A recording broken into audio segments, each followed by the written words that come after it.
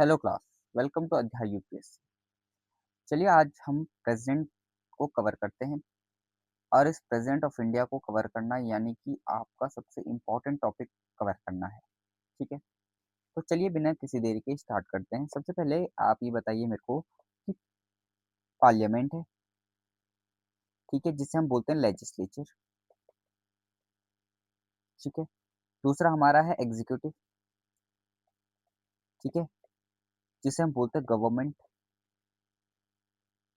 ठीक है, देन हमारा है जुडिशियरी। ठीक है, ओके। देखो ये तीन पिलर्स हैं हमारी इंडियन डेमोक्रेसी के, और इन तीन पिलर्स ऑफ डेमोक्रेसी में जो सबसे इम्पोर्टेंट है वो है हमारा पार्लियामेंट एंड एग्जीक्यूटिव। अभी जो हमें पढ़ना है, जुडिशरी को साइड कर देते हैं क्योंकि हमें पता है जुडिशरी इंडिपेंडेंट है।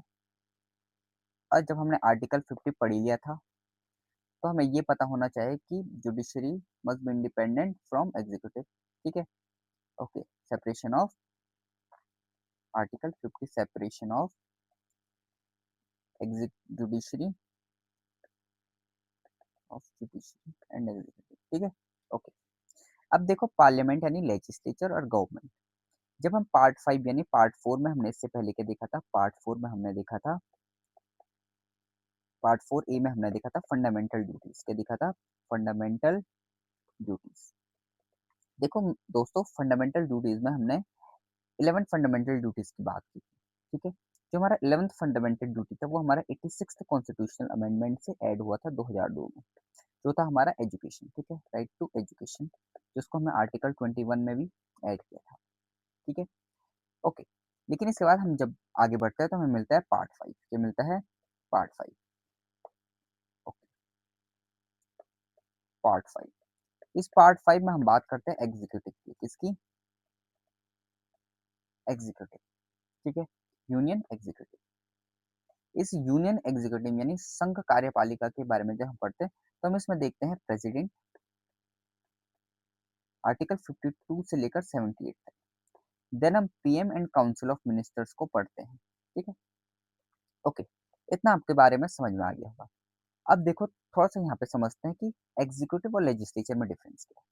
देखो लेजिस्लेचर का मतलब होता है जहाँ कानून बनते हैं। ठीक है, जहाँ क्या होते हैं? कानून बनते हैं, यानी लॉज बनते हैं। हम जानते हैं कि लोकसभा, इससे तो हम वाकिफ हैं कि लोकसभा में क्या होते हैं?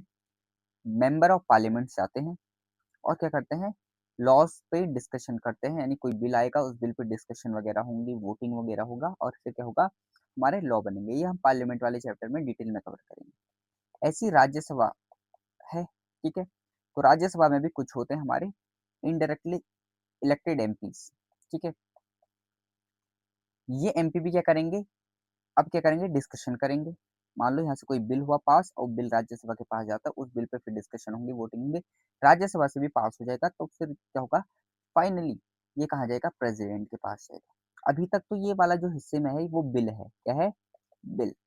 अब ये प्रेसिडेंट के पास जाता है, प्रेसिडेंट इस पे क्या कर देता है? अपनी साइन कर देता है और साइन करने के बाद इसे मिल जाती है एसेंट। ठीक है, यानी ये बिल अब क्या हो जाता है? एक्ट में कन्वर्ट हो जाता है। बट ये एक्ट अभी तक क्या नहीं हुआ? इम्प्लीमेंट नहीं हुआ है। इसे जो इम्प्लीमेंट करेगा वो कौन करेगा? गवर्नमेंट करेगी। कौन करेगा? गवर्नमेंट। और गवर्नमेंट को बोलते हैं हम एग्जीक्यूटिव। क्या बोलते हैं? एग्जीक्यूटिव।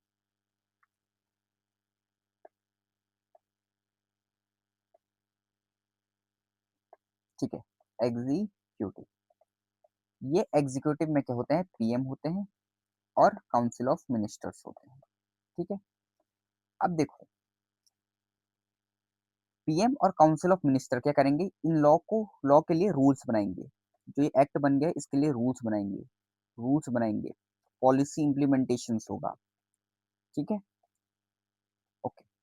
बट जो लोकसभा के मेंबर थे, जो राज्यसभा के मेंबर थे, वही तो गवर्नमेंट में भी थे। क्या नरेंद्र मोदी, क्या अमित शाह विधायिका में नहीं थे? क्या वो पार्लियामेंट में नहीं आते हैं?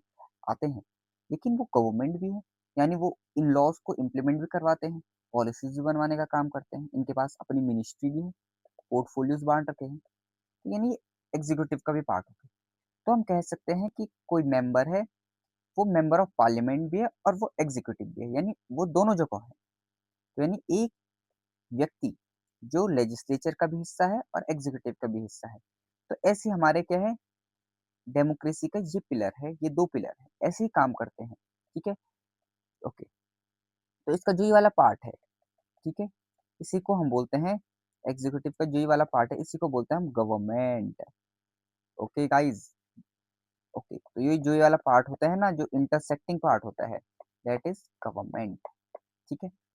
ओके, अब हम एग्ज़ाम्पल समझते हैं, मान लो सिटीज़नशिप अमेंडमेंट एक्ट आता है और ये पार्लियामेंट में इसका बिल लाया जाता है, ठीक है? सिटीज़नशिप अमेंडमेंट बिल लाया जाता है। इस बिल को क्या किया जाता है, लोकसभा में पेश किया जाता है।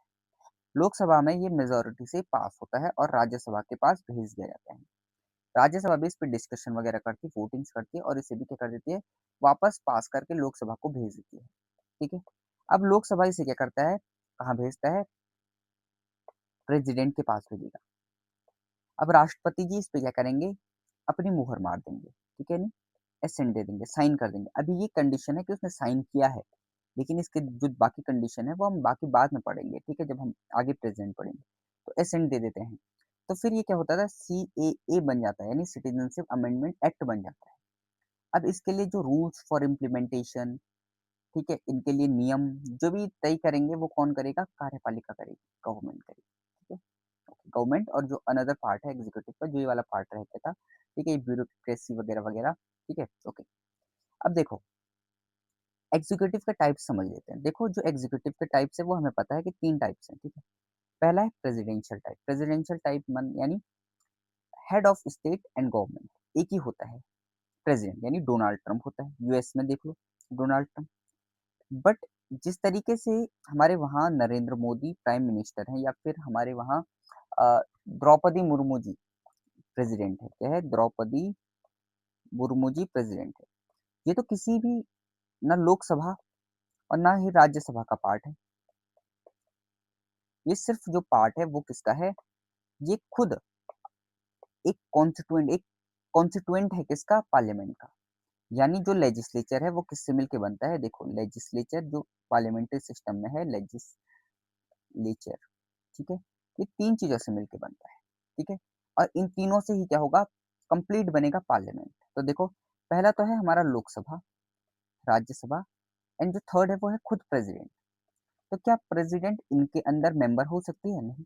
अरे खुद जितनी पावर लोकसभा की है, राज्यसभा की, उतनी पावर अपने आप में प्रेसिडेंट की भी है। तो ये 3 अपने आप में क्या है, इम्पोर्टेंट पार्ट हैं जो क्या करते हैं, लेजिस्लेचर को फुलफिल करते हैं, ठीक है?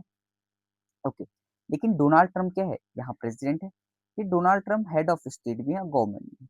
लेकिन ये भी क्या नहीं है, ऐसे ही वहाँ के लेजिस्लेचर का पार्ट नहीं है। क्या नहीं है, लेजिस्लेचर का पार्ट नहीं, समझ में आया? तो ये जब head of state and head of government है, तो हमारे वहाँ क्या है, पार्लियामेंट्री सिस्टम है, सेकंड एग्जीक्यूटिव का पार्ट। हमारे वहाँ जो हेड ऑफ गवर्नमेंट है वो पार्ट होता है किसका, लोकसभा और राज्यसभा का, ठीक है? लेकिन ये क्या नहीं होता है, ये हेड ऑफ स्टेट नहीं होता है। हमारे वहाँ हेड ऑफ स्टेट किसको दिया गया है, प्रेसिडेंट को कहा गया है, ठीक है? प्रेसिडेंट क्या होता है, नॉमिनल होता है। हमारे वहाँ मोनार्क नहीं है, बट क्या है, हमारे वहाँ रिपब्लिकन है, क्योंकि जनता ने खुद, आई मीन नॉट डायरेक्टली जनता ने, बट ये क्या है, इलेक्टेड है, इलेक्ट करके कहाँ आए हैं, प्रेसिडेंट बने। ओके। हेड ऑफ गवर्नमेंट मतलब रियल एग्जीक्यूटिव पावर किसके पास है, प्राइम मिनिस्टर के पास है। तो हमारे वहाँ पार्लियामेंट्री फॉर्म ऑफ गवर्नमेंट में क्या होता है कि जो रियल हेड होता है गवर्नमेंट का, वो रिस्पॉन्सिबल होता है, क्या होता है, रिस्पॉन्सिबल होता है किसके लिए, पीपल ऑफ इंडिया के लिए, ठीक है? पीपल ऑफ इंडिया के लिए। हमारे वहाँ ऐसे तो होता है, तो यानी कि जनता इनसे क्या कर सकती है, सवाल पूछ सकती है। इसीलिए ये क्या होते हैं, एमपी होते हैं, और एमपी ही क्या कर सकते हैं, रियल एग्जीक्यूटिव बन सकता है। ओके, गॉट इट, समझ में आ गया होगा। सेमी प्रेसिडेंशियल दोनों होते हैं, दोनों के पास अपनी अपनी पावर्स होती हैं, ठीक है? फ्रांस और श्रीलंका में हमें ये देखने को मिलता है। ओके, ये समझ में आ गया होगा। अब थोड़ा सा हम एक चीज समझ लेते हैं, ठीक है? और उसे समझने के लिए हमें सबसे पहले वेट 2 मिनट, हाँ।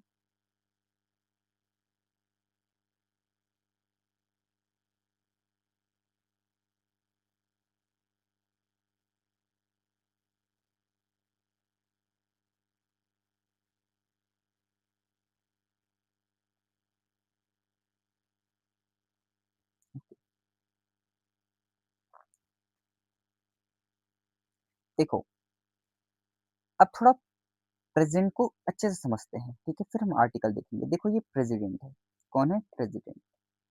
ये एग्जीक्यूटिव भी, रियल एग्जीक्यूटिव मतलब जो भी एग्जीक्यूटिव की पावर है वो इन्हीं के अंडर है, ठीक है। आर्टिकल 53 में ये है, ठीक है। आर्टिकल 53 52 से लेकर 78 तक इनसे प्रोविजंस है, पार्ट 5 में है, ठीक है, ये याद रखना, ठीक है। प्रेजेंट और लेजिस्लेचर का अटूट अंग है, इंटीग्रल पार्ट है लेजिस्लेचर।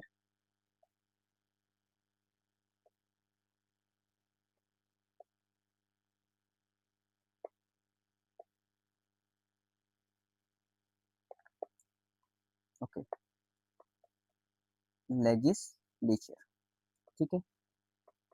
ओके, देखो एग्जीक्यूटिव का रोल समझने के लिए हम सबसे पहले देख लेते हैं कि देखो जो राष्ट्रपति है हमारे वहां वो कैसा है? नॉमिनल है। कैसा है? नॉमिनल।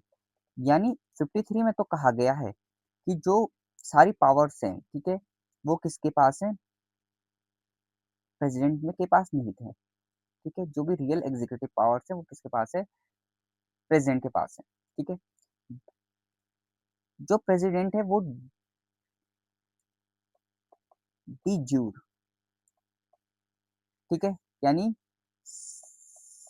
संवैधानिक प्रमुख है। कैसे प्रमुख है?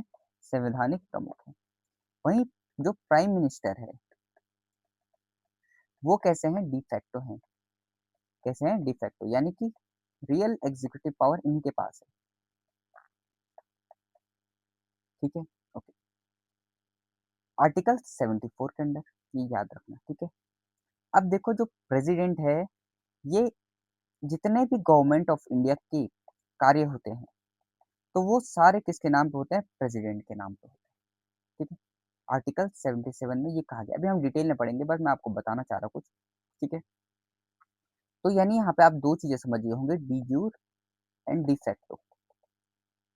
डी जूर यानी संवैधानिक हेड, कॉन्स्टिट्यूशनल हेड, क्या बोलते हैं इसे? Constitutional head. वहीं डी फैक्टो मतलब होता है, डी फैक्टो मतलब होता है एग्जीक्यूटिव हेड, यानी रियल एग्जीक्यूटिव हेड, ठीक है। देखो जो प्रेसिडेंट है, ठीक है, ये सुप्रीम कमांडर होता है। प्रेसिडेंट क्या होता है? सुप्रीम कमांडर होता है ऑफ, सुप्रीम कमांडर होता है किसका? आर्मी का। आर्मी एयरफोर्स जो भी होता है, ठीक है, डिफेंस का, ठीक है। तो ओके, अब देखो ये क्या करता है? अपॉइंट करता है। एग्जीक्यूटिव पावर बता रहा हूँ मैं इनकी, ठीक है। अपॉइंटमेंट, ठीक है। अपॉइंटमेंट क्या है? प्रधानमंत्री को अपॉइंट करेगा, अन्य मंत्रियों को अपॉइंट करेगा, ठीक है, अटॉर्नी को अपॉइंट करेगा, कैग को अपॉइंट करेगा, ठीक है, चीफ इलेक्शन कमिश्नर को अपॉइंट करेगा, ठीक है। तो ये सारा काम इन्हीं का है, इसका प्रेसिडेंट का। तो ये देखो समझ में आया। लेकिन अब थोड़ा इसे आर्टिकल वाइज डिटेल में पढ़ लेते हैं ताकि और ज्यादा आपको समझ में आ जाए, ठीक है। ओके, देखो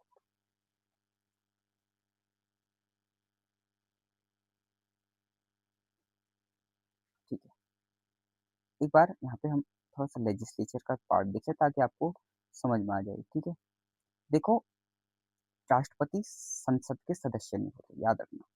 संसद के सदस्य नहीं है, बट वो संसद के क्या है?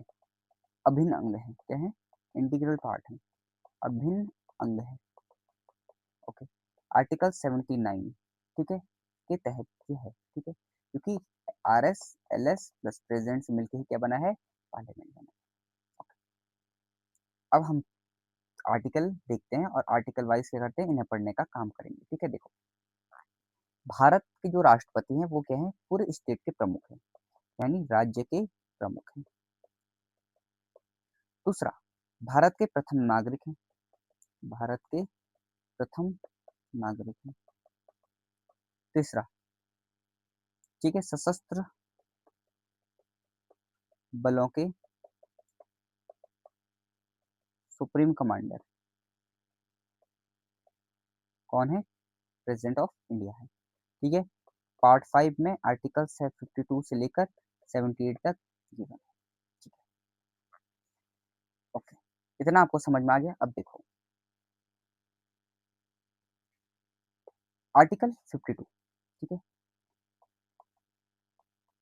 आर्टिकल 52 कहता है there shall be a president of India, यानी ये पद कभी खाली नहीं होगा। ठीक है, अगर ये पद खाली होता है तो इसकी जगह कौन आ जाएंगे? वाइस प्रेसिडेंट ऑफ इंडिया आ जाएंगे।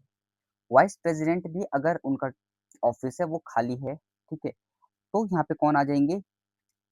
सीजीआई यानी चीफ जस्टिस ऑफ इंडिया, उनका भी ऑफिस खाली है तो फिर कौन आएंगे? ठीक है, सीनियर मोस्ट जज कौन आएंगे? सीनियर मोस्ट जज ऑफ सुप्रीम कोर्ट। ठीक है, ये बाद में क्या किया गया, इन्हें अमेंड किया गया। ठीक है, ये सीजीआई और ये वाला अमेंडमेंट्स आया इंदिरा गांधी गवर्नमेंट के टाइम। देन आर्टिकल 53 क्या कहता है? आर्टिकल 53 जो मैंने आपको बताया कि संघ की कार्यपालिका की जो शक्ति होती है ना, वो राष्ट्रपति में निहित होती है। लेकिन राष्ट्रपति एक शक्ति का ना फुल फ्लेजली क्या नहीं कर सकता है, प्रयोग नहीं कर सकता है। इसे ये शक्ति दी गई है, बट ये शक्ति किसके नाम पे करेगा? किस किस सलाह पे करेगा? सलाह पे करनी पड़ेगी। जब सलाह मिलेगी तभी अपनी इस शक्ति का प्रयोग करो। और इस शक्ति का सलाह कौन देगा? प्राइम मिनिस्टर देंगे और काउंसिल ऑफ मिनिस्टर देंगे। समझ में आया? Prime minister I mean president is a puppet, एक तरीके से समझो। और जो prime minister council of minister हैं यही असली पावर है। ठीक है, देन 54 हो गया। अब 55 देखो, 55 क्या है? आर्टिकल 55 कहता है, देखो आर्टिकल 55 कहता है, क्या कहता है आर्टिकल? आर्टिकल 54 सॉरी 53 पढ़ लिया। 54 कहता है राष्ट्रपति के इलेक्शन।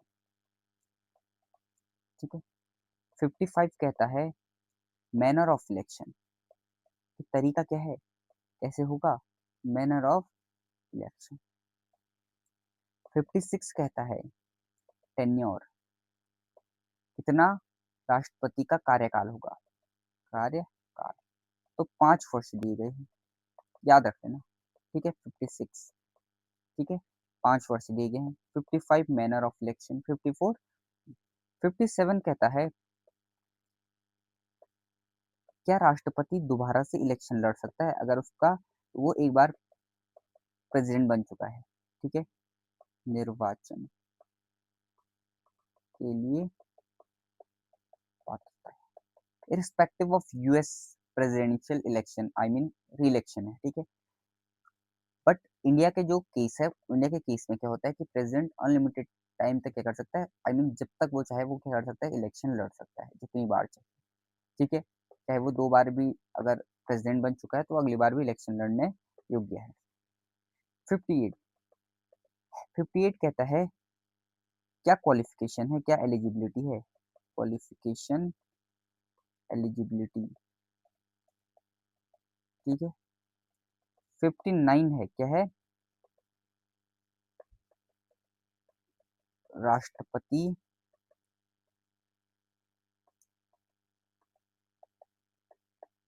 कार्यकाल की क्या शर्तें हैं? ठीक है, ओके। और देखें 60। ठीक है, इतना पढ़ते हैं फिर तब देखेंगे। 60 का मतलब है ओथ, क्या है? ओथ। ठीक है, और इन्हें ओथ दिलाने का काम कौन करता है? चीफ जस्टिस ऑफ इंडिया, ये ध्यान में रखना। ठीक है, 61। 61 क्या है? इम्पीचमेंट। इम्पीचमेंट, इम्पीचमेंट का मतलब है राष्ट्रपति को पद से हटाने की प्रक्रिया कैसी है? समझ में आया? अब हम बात करते हैं योग्यताओं पे, किसके पास योग्यताओं पे? योग्यता आर्टिकल 58 में योग्यताएं दी है, क्वालिफिकेशंस ये है। पहला, वो भारत का नागरिक होना चाहिए। ठीक है, दूसरा, उसकी जो आयु है वो 35 वर्ष होनी चाहिए। तीसरा, लोकसभा का मेंबर बनने का जो क्राइटेरिया है वो क्या होना चाहिए? फुलफिल होना चाहिए। उसकी आयु कितनी होनी चाहिए? 35 वर्ष पूरी होनी चाहिए, ठीक है? और लोकसभा का सदस्य चुने जाने की भी क्या होनी चाहिए? योग्यता होनी चाहिए, ठीक है? कोई ऑफिस ऑफ प्रॉफिट ना हो, ठीक है? ऑफिस ऑफ प्रॉफिट में वो हो सकता है कि सिटिंग प्रेसिडेंट हो तो वो दोबारा इलेक्शन लड़ सकता है, वाइस प्रेसिडेंट हो सकता है, गवर्नर हो सकता है, मिनिस्टर हो सकता है। तो ये ऑफिस ऑफ प्रॉफिट में नहीं मानी जाएगी, ठीक है? ओके। चुनाव की प्रक्रिया यानी इलेक्टोरल कॉलेज कोलाज क्या है, ठीक है? इलेक्टोरल कॉलेज क्या है? देखो, राष्ट्रपति के रूप में चुनाव के लिए पात्र होने के लिए किसी व्यक्ति को क्या करना है? देखो, पहला तो वो क्या होना चाहिए?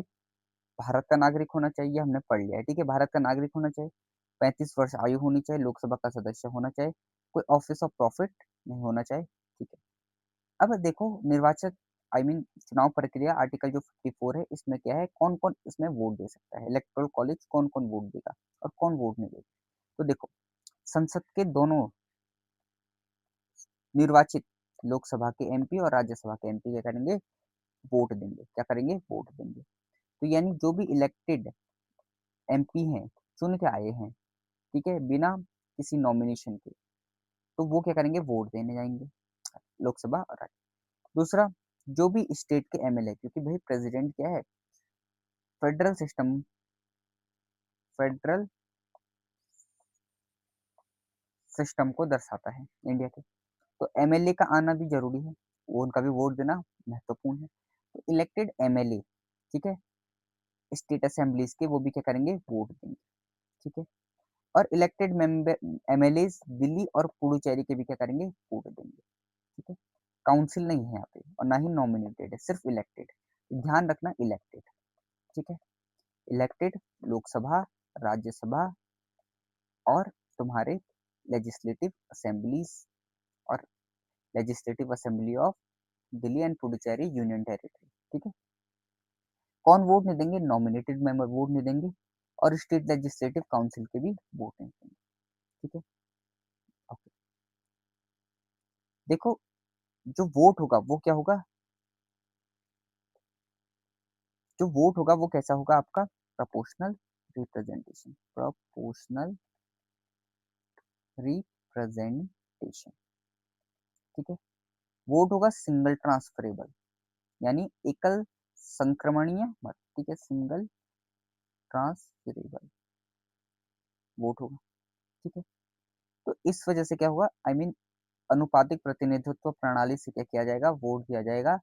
एकल संक्रमणीय मत द्वारा वोट दिए जाएंगे, मतदान होगा और मतदान क्या होगा? सीक्रेट बैलेट यानी गुप्त मतदान द्वारा, ठीक है? सीक्रेट बैलेट, बैलेट, ओके, ठीक है? कोई प्रॉब्लम? Got it. अब चुनाव अप्रत्यक्ष होता है, इनडायरेक्ट होता है। कैसे होता है? इनडायरेक्ट, ठीक है? अब देखो, जो भी चुनाव संबंधी विवाद होंगे, ठीक है? उसके जो जांच होंगे और निर्णय वो क्या है? सर्वोच्च न्यायालय द्वारा किया जाएगा, 71वां आर्टिकल कहता है। यानी यहाँ पे इलेक्शन तो कौन करवाएगी? इलेक्शन कमीशन ऑफ इंडिया करवाएगी। बट अगर इस जुड़े जो भी विवाद होंगे वो क्या होंगे? आपके सर्वोच्च न्यायालय द्वारा जांच किए जाएंगे, ठीक है? अब देखो, थोड़ा सा हम क्या पढ़ लेते हैं, ये चीज पढ़ लेते हैं। देखो, ये इंपॉर्टेंट है इलेक्शन वाला। देखो, देखो जो वोट होंगे, देखो पहला है एमएलए के वोट निकालना, क्योंकि हमारे पास एमएलए है। तो एमएलए के वोट कैसे निकाले जाएंगे? देखो, टोटल जो भी इलेक्टेड मेंबर है एमएलए के, ठीक है? वो कितने हैं? किसी एक स्टेट का, ऐसे हमारे पास 28 स्टेट्स हैं, तो हर एक स्टेट के लिए निकालेंगे। तो टोटल इलेक्टेड मेंबर मान लो आपका उत्तराखंड देख लेते हैं, तो उत्तराखंड में टोटल इलेक्टेड जो एमएलएज हैं स्टेट वो 70 है मान लो, ठीक है? और टोटल पॉपुलेशन कितनी है? टोटल पॉपुलेशन मान लो 1 करोड़ है, ठीक है? 1 करोड़ पॉपुलेशन है और इसमें जो है वो 70 है। तो 70 से जब 1 करोड़ को डिवाइड कर दिया जाएगा तो कुछ वैल्यू आएगी और उसे 1000 से क्या कर दिया जाएगा? डिवाइड कर दिया जाएगा, ठीक है? तो ये आती है एक एमएलए के वोट की वैल्यू आ जाती है, 1 एमएलए के वोट की वैल्यू आ जाती है, ठीक है? तो एक एमएलए के वोट की वैल्यू इतनी होगी तो सब एमएलएस की वोट की वैल्यू इक्वल हो जाएगी। हाँ, इक्वल हो जाएगी, ठीक है? बट हर स्टेट के एमएलए की वोट की वैल्यू अलग-अलग होगी, क्या होगी? अलग-अलग होगी, ठीक है? तो इसे बोलते हैं पॉपुलेशन बेस्ड वेटेज, ठीक है? तो अगर यूपी के एमएलए के वोट की जो वैल्यू होगी वो किससे ज़्यादा होगी? सिक्किम के एमएलए के वोट से ज़्यादा होगी, क्योंकि सिक्किम की पॉपुलेशन कम है और वहाँ पे MP M I mean MLAs भी कम है, तो वोट की वैल्यू कम हो जाएगी, ठीक है। दूसरा, अब एमपी का वोट निकालना है, ठीक है? और एमपी हमारे पास मान लो 5 550 545 एमपीज़ हैं मान लो, कितने एमपीज़ हैं? 545 एमपीज़ हैं, ठीक है? अब देखो टोटल एमपी कितने हैं? 545, ठीक है? और टोटल वोट वैल्यू अगर सब एमएलए के वोट मान लो 70 गुणा गया उत्तराखंड, फिर ऐसे ही सबका क्या निकालेंगे? टोटल सम निकालेंगे, ठीक है? टोटल वोट वैल्यू निकालेंगे सभी एमएलएज़, सभी स्टेट के सभी एमएलएज़ का, तो हमें क्या मिल जाएगी? एक एमपी के वोट की वैल्यू निकल जाएगी और सभी एमपी के वोट की वैल्यू क्या होगी? ऑलमोस्ट सेम होगी, ठीक है? ओके, तो लोकसभा के एमपी का वोट बराबर राज्यसभा के एमपी का वोट, समझ में आया? ओके, यहाँ पे क्या होता है? ट्रैप बनते हैं, ठीक है? और इन ट्रैप को आपको ध्यान में रखना पड़ता है। तो जब वोट निकल जाता है तो देखो, ऐसे करके क्या निकाला जाता है? वोट निकाला जाता है, ठीक है? अब देखो पहले सिंगल ट्रांसफरेबल सुन लो, ठीक है? देखो, सिंगल ट्रांसफरेबल वोट यानी एसटीवी भी बोलते हैं, ठीक है? वेट हाँ,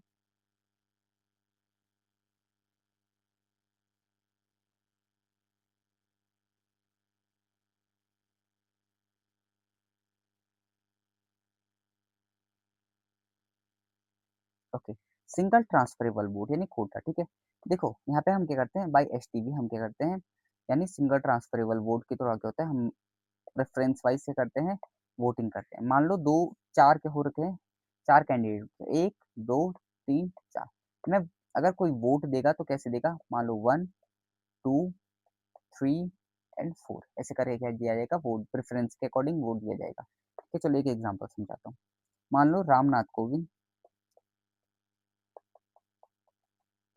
और द्रौपदी मुर्मू इलेक्शन लड़ रही है, ठीक है? यहाँ पे से वोट देने जाएँगे तो मान लो किसी ने द्रौपदी मुर्मू को पहली प्रेफ़रेंस दी और सेकंड प्रेफ़रेंस कौन देगा? रामनाथ कोविंद देगा, ठीक है? ऐसे ही फिर किसी ने यहाँ पे 1 दे रखा और यहाँ पे 2 दे रखा है, ठीक है?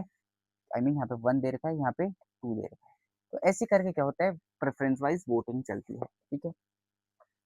वोटर एक नहीं बल्कि क्या होते हैं? अपने प्रेफ़रेंस यानी क्रम के अनुसार वोट देते हैं, ठीक है? अगर कोई कैंडिडेट वो कोटा तक नहीं पहुँचेगा, ठीक है? कोटा तक नहीं पहुँचता है, जो कोटा लाइन होती है 50% प्लस 1 होती है, नहीं पहुँचते तो उसके वोट क्या होते हैं? ट्रांसफ़र हो जाते हैं और इसी को बोलते हैं ट्रांसफ़रेबल वोट। तो नहीं तो सबसे कम वोट वाला जो है वो बाहर हो जाता है और उसके जो बैलेट होते हैं, पेपर को किसको दे दिया जाता है? सेकंड प्रेफ़रेंस, ठीक है? कि सेकंड प्रेफ़रेंस बाकियों में ट्रांसफ़र कर दी जाती है, ठीक है? क्या कर दी जाएगी? बाकियों में ट्रांसफ़र कर दी जाएगी उसकी सेकंड प्रेफ़रेंस को, ठीक, ओके। जो कोटा होता है वो क्या होता है? टोटल वैलिड वोट, ठीक है? डिवाइड बाय 2 और प्लस 1 समझ में आया? देखो, इसके लिए आवश्यक क्या है? 50 प्रपोज़र होने चाहिए। मान लो रामनाथ कोविंद इलेक्शन लड़ना चाहते हैं, द्रौपदी मुर्मू जी ने इलेक्शन लड़ा होगा, तो 50 लोगों ने उनसे क्या किया गया होगा? उनको प्रपोज़ किया होगा, उनके इलेक्शन के लिए प्रपोज़र बने होंगे, क्या बने होंगे? प्रपोज़र। अब 50 होने के क्या होगा? सेकेंडर बने होंगे, प्रस्तावक और अनुमोदक बोलते थे, ठीक है? और इन्हें क्या करना पड़ता है? अपना, ठीक है? ज़मानत रखनी पड़ती है आरबीआई के पास, ₹15,000 कितना हज़ार रुपए? 15,000 ठीक है। अब देखो, अब इम्पीचमेंट प्रोसेस पढ़ने से पहले हम क्या कर लेते हैं, एक बार फाइनली देख लेते हैं, फिर इम्पीचमेंट हम कल पढ़ेंगे, ठीक है? ओके, एक बार मैं